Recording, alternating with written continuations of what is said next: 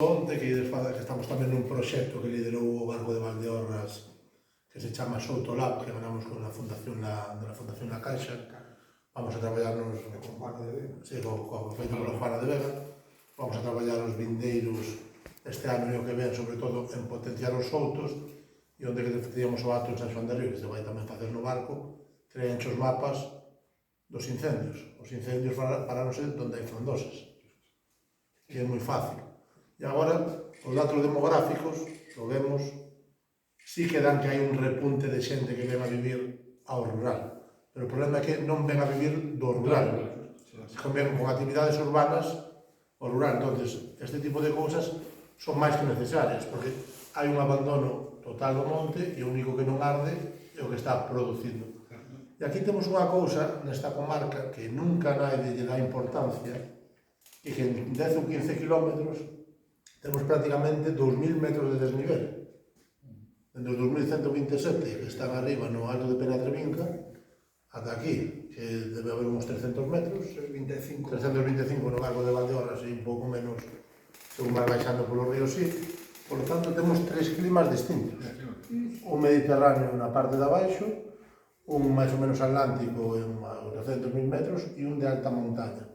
Que quere dicir isto? Vamos a vivir un cambio climático e, polo tanto, temos un lugar onde podernos adaptar unha resiliencia para poder facelo. E non xa nos está chamando xente de Andalucía que, polo cambio climático, en verán hai un montón de cultivos que xa polo exceso de calor e a falta de auga non poden producir. E aquí o que temos que facer, temos un laboratorio perfecto como este tipo de cousas. Hai cousas que van a funcionar e cousas que non, pero hai que probalo e facer este tipo de cousas. Temos soutos centenarios ou milenarios que, aparte da castaña que queda no chan e que se pode recoller xa, teñen un valor patrimonial e outro tipo de valores que poden potenciar todo eso. E, ao final, a xente, incluso o turismo, quere vir a ver experiencias, quere vir ver unha viña, quere vir ver vacas e animais, e ten que ser todo un conxunto. Por lo tanto, bueno, se fala en nome da Diputación de Ourense, então, desde a Diputación de Ourense, apoiamos sempre este tipo de iniciativas, porque de pouco vale intentar atraer a xente rural coa forma de vida da cidade.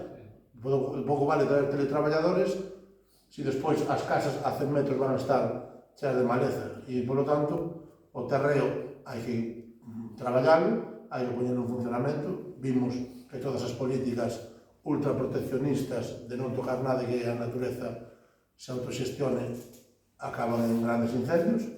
E, polo tanto, hai que facer isto. E este tipo de cousas son boas, porque, ao final, cando funciona algo, vas a xaen virus. E aquí, moitas veces, como o viño está en auge, se está convertindo, por exemplo, a zona de Monterrey que falábamos onte, nun monocultivo de viñas. E, ao final, este tipo de cousas son as que aportan a biodiversidade. Porque, moitas veces, a xente que recorda que antes había moitas máis especies, moitas máis eso, por qué? Porque se traballaba todo. E se a xente plantaba cereal aquí, pois as lebres, as perdices e os páxaros tiñan máis alimentos. E vamos por o monocultivo, perdemos unha gran parte da biodiversidade. Entón, hai que chegar a un equilibrio, que é a palabra clave, a un equilibrio, e aquí temos unha zona que temos en 10 ou 15 kilómetros, tres climas distintos e 2.000 metros. Por lo tanto, unha resiliencia moi forte de cara ao cambio climático, e este tipo de testeos funciona.